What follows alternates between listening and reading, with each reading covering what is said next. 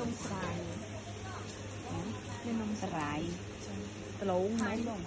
ọt miếng đang sống ở lên nhà sao đặt lộn lê sài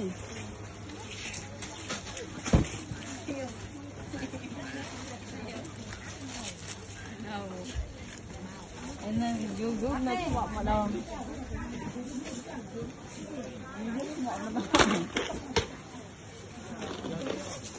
này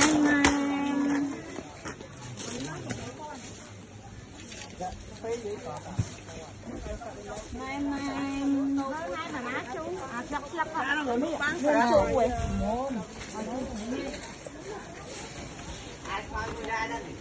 quay chầm miên này chết chuyện chua quay chạy chua ao chầm gì kia có quan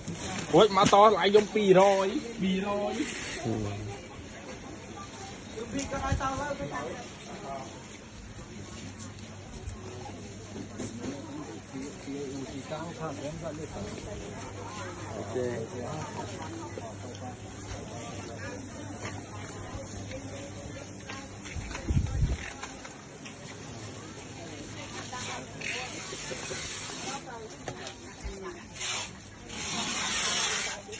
đi bên kia chân cho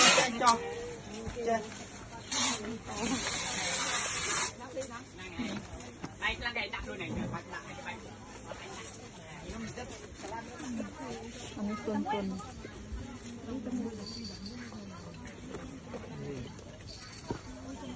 đã đọc mùi hỏi cho bóng